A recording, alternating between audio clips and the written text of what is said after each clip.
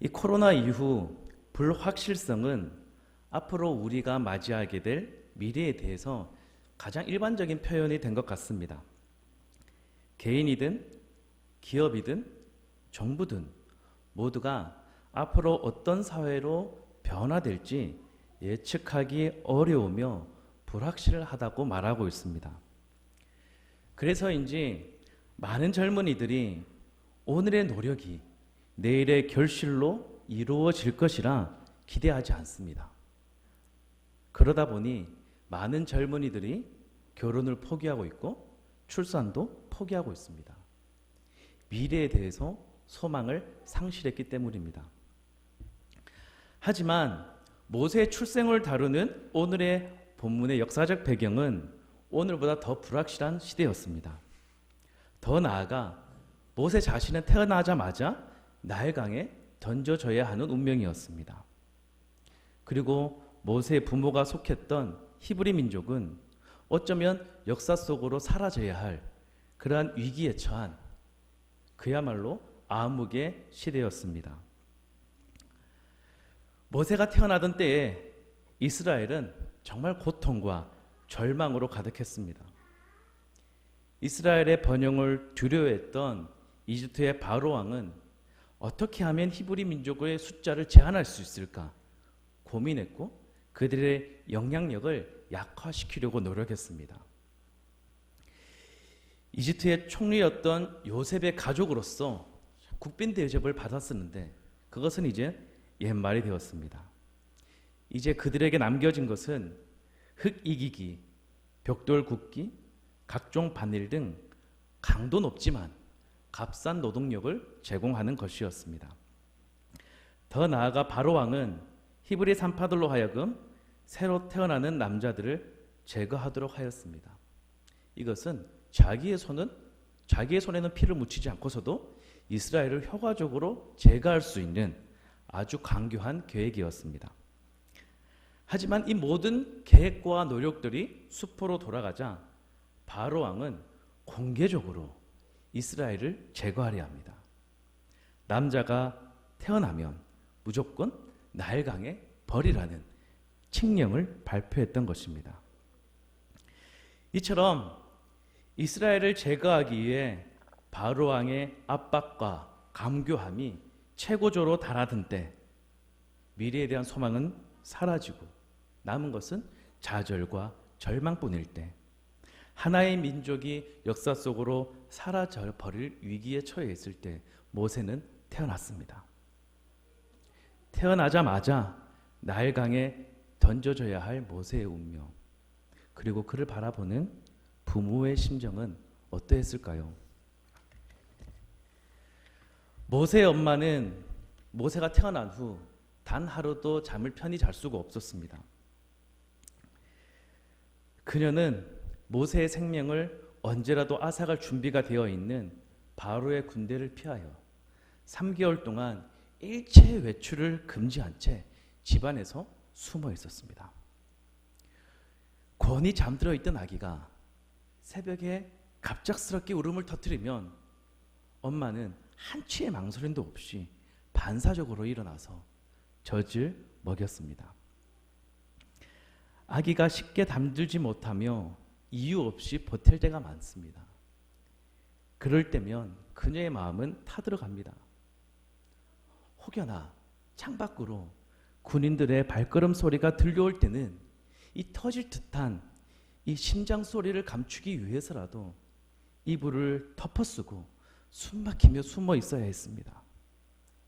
이처럼 엄마는 모세의 생명을 지켜주고 싶지만 언제 꺼질지 모르는 모세의 생명 앞에 너무나 무기력합니다. 시간이 자라며 모세는 자라났습니다. 이 100일 정도 자란 아기는 엄마를 오랫동안 쳐다보며 웃어줍니다. 엄마가 손가락을 내밀면 아기는 손가락을 잡아당기며 놀기도 합니다. 아기와 보내는 시간들이 정말 행복한 시기입니다. 하지만 한편으로 아기의 울음소리는 점점 커져갑니다. 자다 깬 후 젖을 물려도 이 아기는 쉽사리 울음을 멈추지 않습니다. 아기의 잠투정도 심해집니다. 아기의 몸은 숨길 수가 있겠는데 더 이상 아기의 목소리만큼은 숨길 수가 없습니다.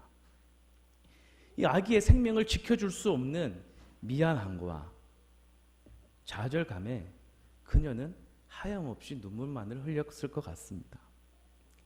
이제는 더 이상 선택의 여지가 없습니다. 모세를 나일강으로 떠나 보내야만 합니다. 이처럼 엄마는 모세의 생명을 너무도 지켜주고 싶지만 언제 꺼질지 모르는 모세의 생명 앞에 너무나도 무기력합니다. 엄마는 아기를 떠나 보내야 할 나일강에서 갈대를 꺾어 왔습니다.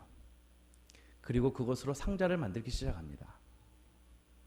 엄마는 잠투정하는 아기를 기분 좋게 이렇게 흔들어줄 침대를 만드는 것이 아니라 태어난 지 100일 채도 되지 않는 아기의 관을 짜고 있습니다.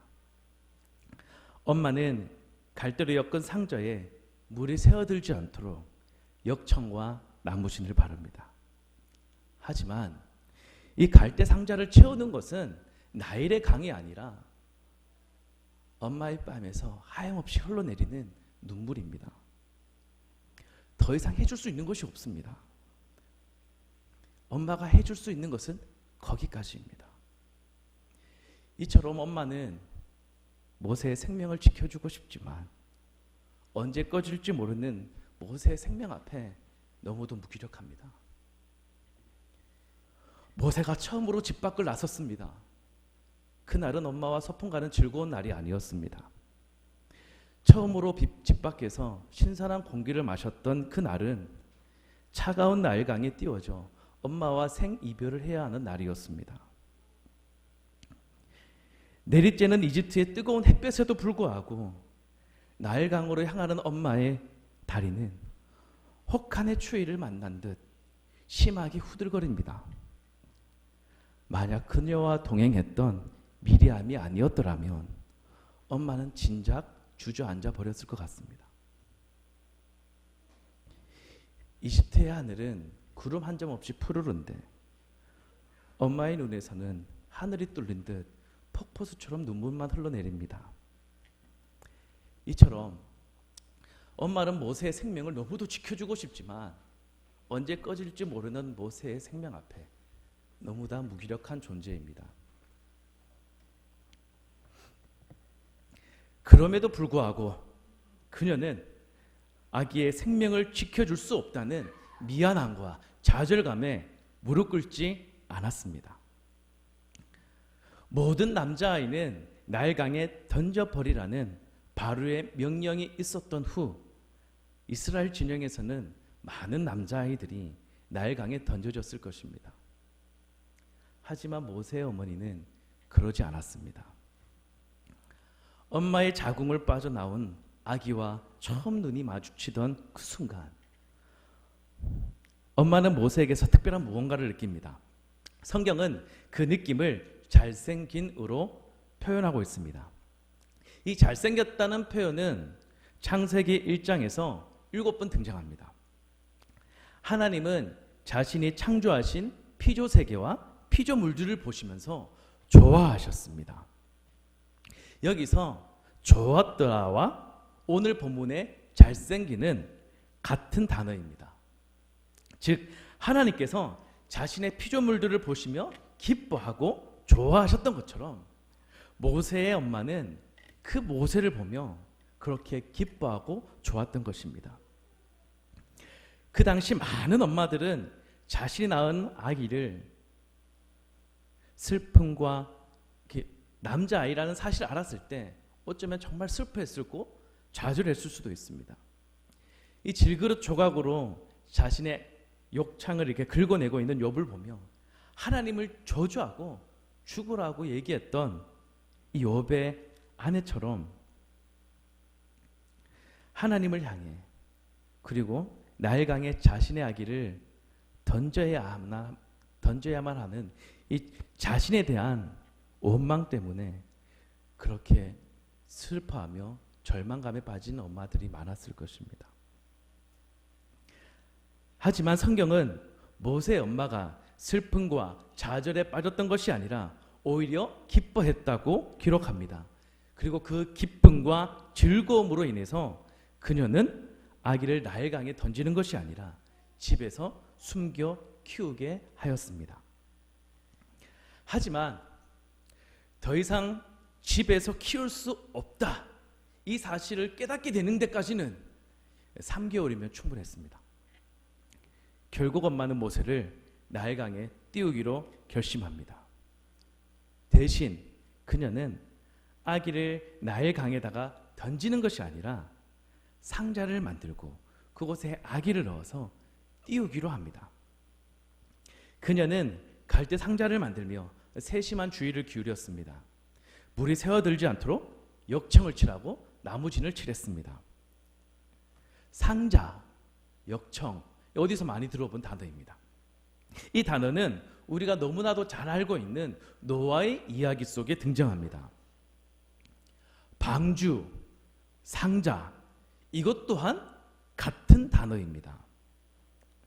성경에서 이 테바라는 단어는 노아의 방주를 이야기할 때와 모세를 담았던 갈대 상자를 이야기할 때만 쓰였던 아주 독특한 단어입니다. 또한 노아가 방주를 만들고 역청을 칠했듯이 모세 엄마 또한 모세를 위하여서 갈대 상자를 방주로 만들고 역청을 칠했습니다. 오늘 본문의 저자는 이를 통하여 모세의 생명 연장을 위해 포기하지 않는 이 엄마의 몸부림을 너무나도 잘 보여주고 있습니다. 엄마는 아기를 집에서 더 이상 키울 수 없게 되자 그의 생명을 포기하고 나일강에 던지기로 한 것이 아니라 다시 한번 아기의 생명을 살리기 위해 방주를 만들어 주었던 것입니다. 모세를 갈대 상자에 조심스레 담은 엄마는 그 상자를 나일강과 갈대 사이에 두었습니다. 모세 엄마는 아기를 나일강으로 떠내려 보낸 것이 아니라 오히려 떠내려 가지 않도록 갈대 사이에 두었습니다. 그리고 나일강 위로 자라난 이 갈대들은 이 모세를 태운 상자들을 아주 훌륭하게 가려주었습니다. 사람들의 눈에 띄지 않도록. 이처럼 갈대 상자는 멀리서부터 주의 깊게 살피며 모세의 생명을 연장시키기 위해 사용된 도구였습니다. 나일강은 히브리 아이들이 버려지는 곳이기에 이집트 사람들의 관심이 덜했습니다. 이처럼 모세의 엄마는 집에서 더 이상 숨겨서 키울 수 없게 된 모세를 누구에게도 의심받지 않을 이 나일강에서 다시 한번 숨겨서 키우기로 했던 것입니다. 미리암은 모세가 타고 있는 갈대 상자를 계속 지켜보고 있었습니다. 아마도 모세의 엄마는 하루에도 몇 번씩 이곳에 찾아와서 상자 안에 홀로 남은 모세의 안위를 살피며 그가 필요로 하는 젖을 먹였을지도 모릅니다. 혹여나 그가 못하더라면 그의 누리 미리암을 보냈을 것이고, 미리암이 아니더라도 다른 가족들을 보내서 그를 돌보게 했을 것입니다. 결국 수많은 히브리 남자 아이들을 삼켰던 이 죽음의 가 나일은 모세 어머니의 사랑과 노력으로 모세에게만큼은 생명의 강이 되었습니다. 왜 이렇게 모세의 엄마는 모세의 생명을 포기하지 못했을까요? 모세로 인해 모든 가족이 이 죽음의 늪에 빠져들 수도 있는데 왜 그렇게 모세의 생명을 포기하지 못했을까요? 성경은 모세 부모의 믿음에서 그 해답을 제시하고 있습니다. 이스라엘이 자랑스럽게 여기는 믿음의 조상들은 히브리서 11장에 참 많이 나열되어 있습니다. 모세의 부모는 이 히브리서 11장에서 다른 여러 믿음의 조상들과 함께 기록되어 있습니다. 믿음으로 모세의 부모는 모세가 태어났을 때 아름다운 아이임을 보고 왕의 명령을 두려워하지 않고 석 달 동안 숨겨두었으며, 성경은 모세의 엄마가 모세의 생명을 포기하지 못했던 이유를 모성애를 초월한 하나님에 대한 신뢰라고 단언하고 있습니다. 모성애는 모든 어머니들이 지니고 있는 보편적인 감정입니다. 하지만 모든 어머니들이 지니고 있는 그 모성애는 그 당시 태어났던 모든 남자아이들을 지켜주지 못했습니다. 비록 모성애로 충만한 어머니라 할지라도 어찌할 수 없는 왕의 칙령 앞에서는 자신의 자녀를 날강에 던지며 가슴에 묻어야 했습니다. 하지만 모성애를 뛰어넘는 하나님에 대한 신뢰와 확신으로 가득한 이 모세의 부모는 모세의 생명을 지켜냅니다. 하나님에 대한 신뢰와 확신으로 가득한 모세의 부모의 믿음은 모든 남아들이 나일강에 던져져야 하는 상황에서도 오히려 자신이 낳은 그 남자아이를 아름답게 보이게 했습니다. 많은 부모들이 절망할 때 오히려 모세의 부모는 기뻐했습니다. 하나님에 대한 신뢰와 확신으로 가득 찬 모세의 부모의 믿음은 왕의 명령에 대한 불복종이 가져다 줄 죽음조차도 두렵지 않게 했습니다. 하나님에 대한 신뢰와 확신으로 가득한 모세의 부모의 믿음은 모세를 집에서 더 이상 키울 수 없게 된 상황에서도 아기를 갈대 상자에 담아 나일강에서라도 키우겠다는 이 생명에 대한 강한 집념을 불어넣어 주었습니다. 하나님에 대한 신뢰와 확신으로 가득한 이 모세 부모의 믿음은 비록 육신의 부모로서 자신들은 모세의 생명을 지켜주지 못할지라도 영혼의 부모이신 하나님은 천지를 창조하신 그 놀라운 능력으로 모세를 지키실 것이라는 이 소망을 품게 하였습니다. 오늘 본문의 기록자는 나일강에 던져버리라는 바로의 명령 속에서도 살아남았던 모세 자신입니다. 모세는 출애굽기를 시작하며 이 400년의 시간을 단 20여 줄로 압축했습니다. 하지만 오늘 본문에서는 이렇게 화살같이 빠르게 지나가는 시간을 잠깐 멈추어 세우고 아주 자세히 자신의 어린 시절을 묘사합니다. 요셉이 죽은 후 그에 대해서 관심도 없고 그가 행한 일에 대해서 알지도 못하는 새로운 왕은 이스라엘을 고통과 비극으로 몰고 갔습니다. 그로 인해서 이스라엘 진영은 육체적 노동으로 인한 신음소리와 자녀를 잃은 부모들의 통곡소리와 미래에 대한 좌절감으로 인한 탄식으로 가득했을 것입니다. 이러한 때에 모세는 자신의 어린 시절을 통하여 이스라엘에게 소망의 근거를 제시하고 싶었습니다. 모세는 자신의 부모가 하나님에 대한 신뢰와 확신으로 자녀의 생명을 끝까지 포기하지 않았던 것처럼 이스라엘을 자녀 삼으시고 그들에 대한 사랑으로 이스라엘을 지키시는 하나님의 손길을 보기를 원했습니다. 모세의 부모를 통해 이스라엘의 부모이신 아버지 하나님을 바라보며 그들을 기필코 약속의 땅으로 이끄실 하나님에 대한 소망을 품기 원했습니다. 이스라엘의 아버지 되시는 하나님의 사랑의 손길은 모세가 바로 공주에게 발견되는 장면에서 가장 멋지게 드러납니다. 바로의 딸이 갈대 사이에 숨겨 놓았던 상자를 열어서 그 속에 있는 히브리 남자아이를 발견했을 때 당연히 그녀가 그 아기를 나일강에 던져버리라 할 것은 불을 보듯 뻔한 결과입니다. 이집트의 공주에 의해 발견된 모세는 자신의 운명을 깨닫기라도 한 것처럼 울음을 터뜨립니다. 이 모세의 엄마는 이 모세의 울음소리 때문에 3개월을 집에서 그렇게 그렇게 노심초사하며 숨어 지냈고, 이 커져가는 모세의 울음소리 때문에 결국 이곳 갈대 상자에 넣어서 나일강에 띄웠는데, 하필이면 발견될 것이 바로의 딸에게 발견되었습니다. 하필이면 울음을 터뜨립니다. 이 모세의 생명을 연장시키기에 안간 힘을 썼던 엄마의 모든 노력이 한순간의 물거품으로 사라져버릴 순간입니다. 하지만 울고 있는 모세를 바라보던 공주에게서 순간적으로 자신이 주체할 수 없는 이 국률의 마음이 샘솟습니다.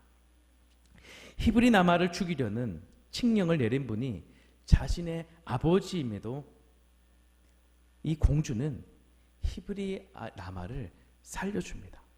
이 살려주는 것을 넘어서 오히려 히브리 여인을 불러와서 돈을 주며 키우라 합니다. 심지어 젖을 뗀 이후에 자신의 아들로 삼겠으니까 데리고 오라 합니다. 오늘날에도 이 장면을 읽는 유대인들은 이 대목에서 열광합니다. 회당에서 이 이야기가 읽혀질 때면 사람들은 손뼉을 치고 발을 구르고 소리를 지르며 환호합니다. 우리가 상상할 수 없는 최악의 조건에서도 자비를 베푸셔서 자신의 자녀를 보호하시는 아버지 하나님을 찬양하는 것입니다. 사랑하는 성도 여러분, 우리의 소망의 근거가 여기에 있습니다. 우리의 소망의 근거는 꺼져가는 생명을 포기하지 않으시고 끝까지 지키시는 아버지 하나님께 있습니다. 우리의 소망의 근거는 우리가 사랑과 은혜로 가득하신 아버지 하나님의 자녀라는 사실에 있습니다. 사랑하는 성도 여러분, 힘들고 어려운 인생의 여정을 걸어가다 보면 포기하고 싶을 때, 그만두고 싶을 때, 희망의 끈을 놓아버리고 싶을 때가 참 많습니다. 하지만 이 시간 다시 한번 어그러진 우리의 다리를 일으키는 시간이 되었으면 좋겠습니다. 다시 한번 고개를 들어 하늘에 계신 아버지 하나님을 바라보며 소망을 품을 수 있는 시간이 되었으면 좋겠습니다. 때로 우리는 이렇게 반문합니다. 나는 너무 다 연약합니다. 내가 지닌 하나님에 대한 신뢰와 확신은 너무도 초라합니다. 내 믿음의 정도는 이 바닥을 뚫고 오히려 지하를 지향할 뿐입니다. 내 인내심의 한계는 곧 바닥을 드러낼 것 같습니다. 하지만 성도 여러분, 우리가 착각해서는 안 될 것이 있습니다.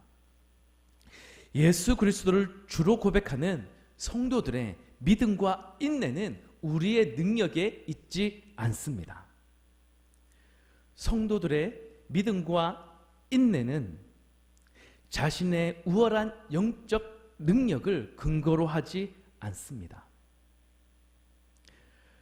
성도들의 믿음과 인내는 우리를 포기하지 않으시고 그분의 강한 손으로 붙드시며 끝까지 지키시겠다고 약속하시는 하나님의 신실하심에 있습니다.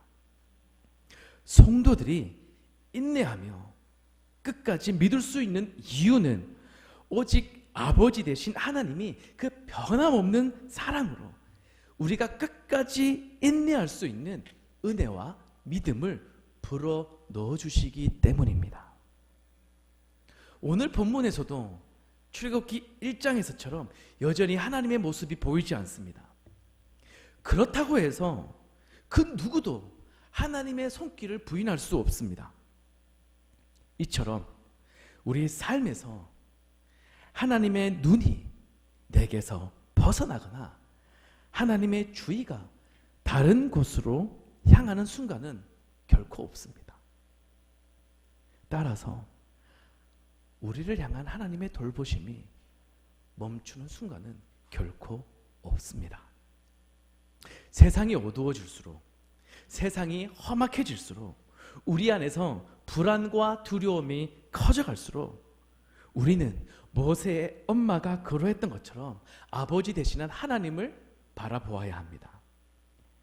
우리의 아버지 되시는 하나님께서 나를 결코 포기하지 않으시며 지키실 것이라는 믿음의 눈으로 아버지 하나님을 바라보아야 합니다. 우리의 소망의 근거는 하나님이 우리의 아버지라는 사실에 있습니다. 우리의 소망의 근거는 우리가 하나님의 자녀라는 사실에 있습니다.